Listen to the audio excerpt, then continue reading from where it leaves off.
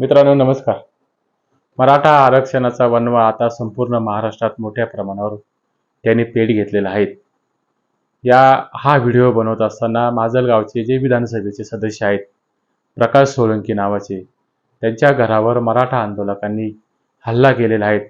बीडमध्येही काही मोठ्या प्रमाणावर जाळपोळ आणि हिंसक वातावरण हे निर्माण झालेले आहे. मित्रांनो, ही परिस्थिती काही एकाएकी निर्माण झालेली नाही. राज्य सरकारच्या नाकर्तेपणामुळे, राज्य सरकारच्या हेतुता हलगर्जीपणामुळे ही परिस्थिती निर्माण झालेली आहे. मुळात राज्य सरकारने मनोज जरांगे पाटलांना आंतरवली सराटी येथील उपोषणाची सांगता करत असताना 30 दिवसाचा कालावधी हा मागून घेतलेला होता. परंतु मराठा समाजाच्या जी कोर कमिटी आहेत, त्या कोर कमिटीने आणि जरांगे पाटलांनी त्यांना 10 दिवसाचा कालावधी हा वाढवून दिलेला होता. म्हणजे 40 दिवसामध्ये मराठा आरक्षणाच्या संदर्भातला जो प्रश्न आणि जो गुंता निर्माण झालेला आहे तो त्या काळामध्ये सोडवण्यात यावा, अशी भूमिका मोठ्या मनाने ही मराठा संयोजकांनी घेतलेली असताना देखील सरकारने या 40 दिवसामध्ये केवळ आणि केवळ हा वेळ काढूपणा आणि वेळ मारून नेण्याची भूमिका ही घेतलेली आहे. त्यामध्ये आयोगाच्या रचना, समित्यांची स्थापना आणि ह्या दोन्ही समितींच्या माध्यमातून ह्या मराठवाड्यामध्ये आणि पश्चिम महाराष्ट्रामध्ये या पुरातन असे दस्त आणि कागदोपत्री पुरावे गोळा करण्याचं काम या समितीने केलेलं आहे. मित्रांनो, ह्या वेळ काढूपणाच्या भूमिकेतूनच मराठा समाज हा मोठ्या प्रमाणावर त्यांच्या मनामध्ये असंतोषाचा उद्रेक हा निर्माण झालेला आहे. आणि त्यातूनच की काय, याला हिंसक असं वळण हे लागलेलं आहे. कुठल्याही हिंसेचं समर्थन हा मराठा समाज किंवा मराठा समाजातील प्रगल्भ माणूस हा करू शकत नाहीत. परंतु यामागे एक गोष्ट आपण प्रामुख्याने लक्षात घेतली पाहिजे. कुठल्याही ॲक्शनला रिॲक्शन असते. संयमाचा बांध सुटला, संयमाचा असलेला जो कडेलोट झाला, तर त्यातून उद्या परिस्थिती हाताबाहेर जाऊ शकते. दुर्दैवाने तशी परिस्थिती ही आज निर्माण झालेली आहे. दिवसागणिक महाराष्ट्रामध्ये, विशेषतः मराठवाड्यामध्ये आणि विदर्भामध्ये प्रत्येक दिवसाला 3 ते 4 मराठा समाजातील युवक हे आत्महत्या करत आहेत. या आत्महत्येतून ते गळाला फास लावून घेत आहेत. काही ठिकाणी विहिरीमध्ये उड्या मारून, काही ठिकाणी पाण्याच्या टाकीवरून उड्या मारून त्यांनी आपली जीवनयात्रा संपवलेली आहे. हे केवळ मराठा आरक्षण न मिळाल्यामुळे त्यांनी या आत्महत्या केलेल्या आहेत. तशा सुसाईड नोट ह्या त्यांनी पाठीमागे ठेवलेल्या आहेत. ही सर्व परिस्थिती, ही भयावह परिस्थिती निर्माण झालेली असताना आणि ऐन दिवाळीच्या सणासुदीमध्ये मराठा समाजातील लेकरांची जी चिता आहेत, ती मराठा समाजाच्या मध्ये त्यांच्या घरासमोर जळत आहेत. त्यामुळे मराठा समाजमध्ये होणाऱ्या ह्या ज्या आत्महत्या आहेत, त्या आत्महत्या हा मराठा समाज हा विसरू शकत नाहीत. गरीब मराठा समाजाचे पोट उपाशी राहू नये म्हणून आणि हे जरांगे पाटील स्वतः 6 दिवसापासून हे उपोषणाला या ठिकाणी बसलेले आहेत. तुमच्या घरातील, उपेक्षित घरातील चूल पेटावी म्हणून ते आज स्वतःचे शरीर आणि शरीरातील अवयव हे जाळत आहेत. श्रीमंत मराठ्याकडे बघून गरीब मराठा समाजावर अन्याय करू नका, हीच प्रस्थापित राजकीय व्यवस्थेला आमची विनंती आहे. त्यातून मराठा आरक्षणाच्या बाबत जर राज्य सरकारने तातडीने निर्णय घेतला तर ही जी परिस्थिती निर्माण झालेली आहे, ती परिस्थिती काबूमध्ये आणता येऊ शकते. हे मात्र वेगळे सांगण्याची गरज नाही. मित्रांनो, निसर्ग शेती पिकू देत नाहीत आणि आरक्षण शिकू देत नाहीत. अशा कोंडीत गरीब मराठा समाज हा सापडलेला आहे. आज होणारे जाळपोळ आणि उद्रेक ही उद्याच्या अस्वस्थतेची नांदी आहेत, उद्याच्या अराजकतेची नांदी आहेत. मुख्यमंत्री महोदय, आम्हाला तुमच्याकडून एक गोष्ट निश्चितपणाने आश्वस्त करणारी आहेत. तुम्ही जी छत्रपती शिवाजी महाराजांच्या साक्षीने शपथ घेतलेली आहे, आरक्षणाची शपथ घेतलेली आहे, त्यावर अजूनही आमचा ठाम विश्वास आहे की मुख्यमंत्री महोदय हे मराठा समाजाला मजबूत आणि कायद्याच्या कसोटीवर टिकणारं आरक्षण देतील आणि मुख्यमंत्री महोदयांनी त्यांच्या कार्यकाळामध्ये जर ते आरक्षण दिले तर मुख्यमंत्री महोदयांची मराठा समाजातील जी गरीब जनता आहेत, जो गरीब ग्रामस्थ आहेत, तो देवघरामध्ये त्यांची प्रतिमा ठेवून त्यांची पूजा केल्याशिवाय राहणार नाहीत. परंतु मित्रांनो, आज मंत्रिमंडळाच्या उपसमितीची जी बैठक झाली, त्या मंत्रिमंडळाच्या उपसमितीच्या बैठकीमध्ये मुख्यमंत्री महोदयाने ज्यांच्याकडे कुणबीचे पुरावे आहेत त्यांना उद्यापासून दाखले मिळणार आहेत अशी घोषणा केलेली आहे. ही जी घोषणा मुख्यमंत्री महोदयांनी केलेली आहे हीच मुळात दिशाभूल करणारी आहेत. ज्यांच्याकडे कुणबीचे पुरावे आहेत त्यांना तुम्ही जर दाखले देणार असेल तर राज्य सरकारचे आजोबा पंजोबा किंवा खापर पंजोबा हे दाखले देण्यापासून परावृत्त करू शकत नाहीत, कारण त्यांच्याकडे कुणबीचे पुरावे आहेत आणि कुणबीचे पुरावे असेल तर दाखले हे द्यावेच लागतील. परंतु केवळ दिशाभूल करण्याचं काम हे राज्य सरकार करत आहेत. महाराष्ट्रातील 5 कोटी मराठा समाजाची आणि मनोज जरांगे पाटलांची हीच भूमिका होती.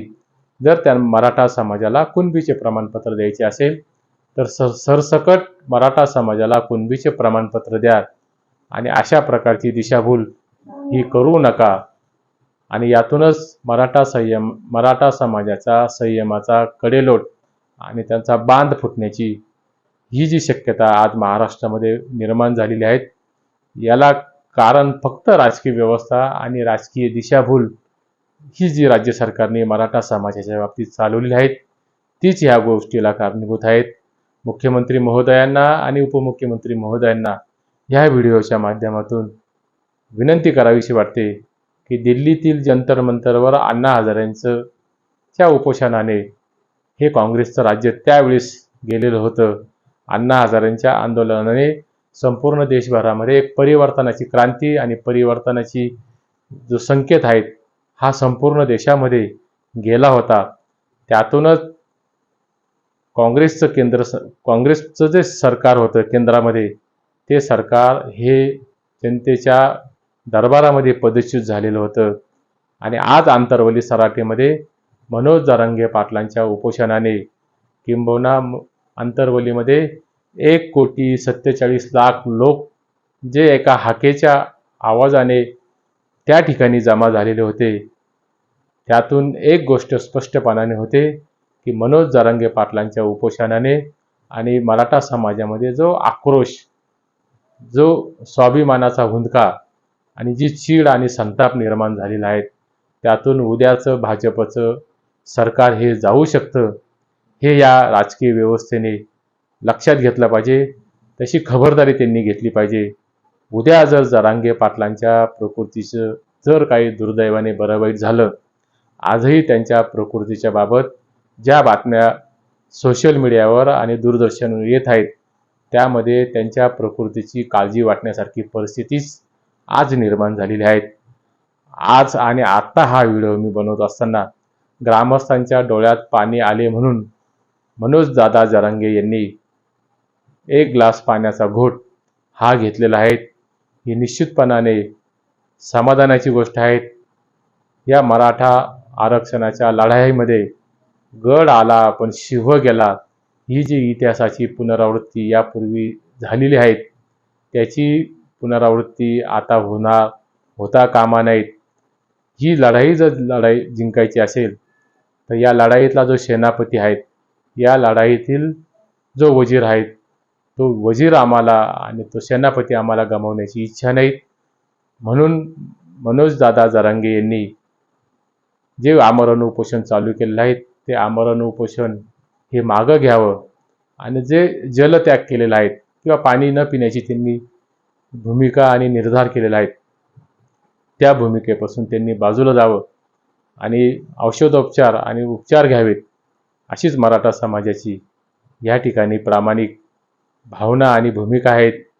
उद्या जर दुर्दैवाने मनोज जरांगे यांच्या तब्येतीचं काही बरोबर झालं तर महाराष्ट्रामध्ये जे तिसरं महायुद्ध होईल आणि जे तिसरं महायुद्ध खेळलं जाईल ते केवळ आणि केवळ मराठा आरक्षणासाठीच खेळलं जाईल अशी परिस्थिती आज निश्चितपणाने निर्माण झालेली आहे. एका ज्वालामुखीच्या धगधगत्या उंबरठ्यावर आज महाराष्ट्र उभा आहे.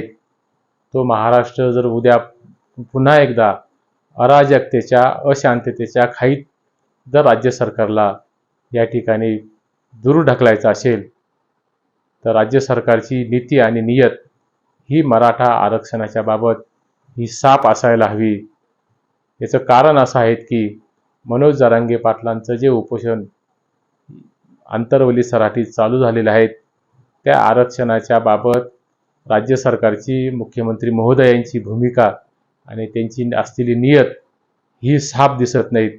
मराठा आरक्षणाचा हा योद्धा उद्या आपला प्राणपणाला लावेल आणि त्यातून उद्या मनोज जरांगेंच्या जीविताचं जर दुर्दैवाने काही बरं वाईट झालं तर महाराष्ट्र एका मोठ्या धगधगत्या उंबरठ्यावर उभा राहील आणि त्या धगधगत्या उंबरठ्यातून जी काही उद्या अराजकतेची अशांततेची परिस्थिती निर्माण होईल त्याला सर्वस्वी जबाबदार हे राज्य सरकार राहील आणि यातूनच मोठ्या प्रमाणावर महाराष्ट्रामध्ये तो जो उद्रेक आहे ते जे उद्रेकाचं लोण आहेत संपूर्ण महाराष्ट्रामध्ये हे पसरल्याशिवाय राहणार नाहीत आणि हे जे लोण उद्या महाराष्ट्रात पसरलं तर यातून राजकीय सत्ता आहेत ती सत्ता उद्या डळमळीत झाल्याशिवाय राहणार नाहीत.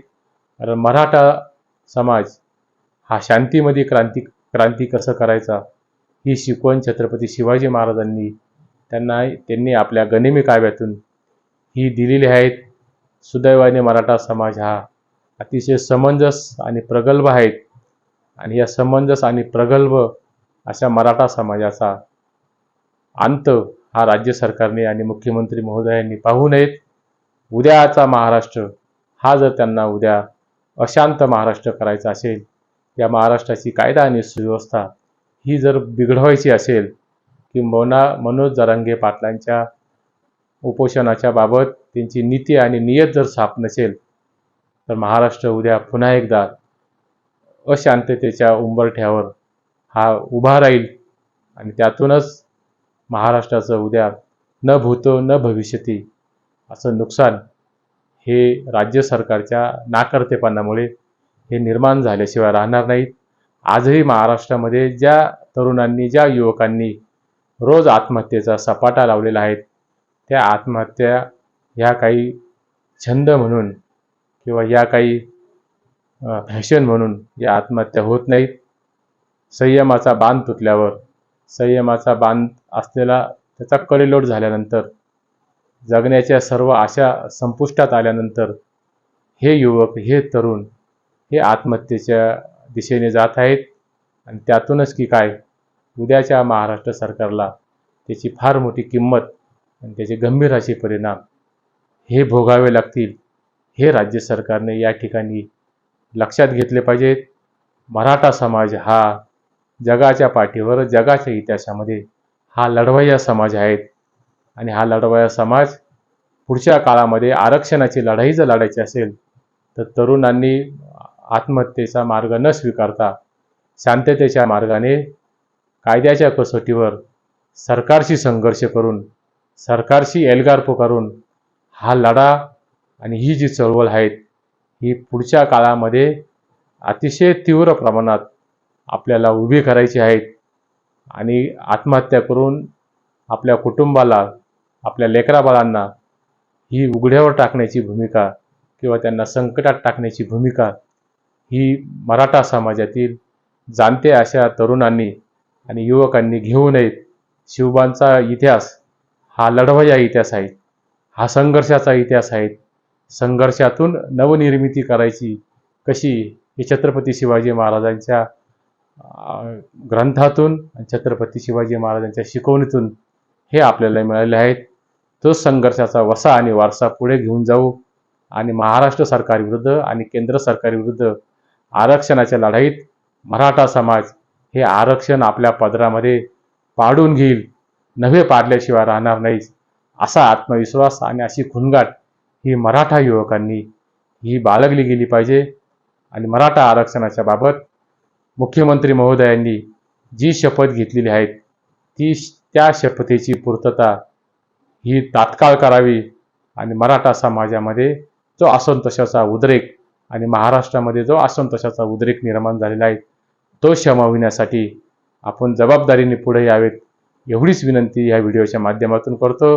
हा व्हिडिओ जर तुम्हाला आवडला असेल तर या व्हिडिओला लाईक करा, सबस्क्राईब करा आणि मित्रपरिचितांना पुढे पाठवा. धन्यवाद.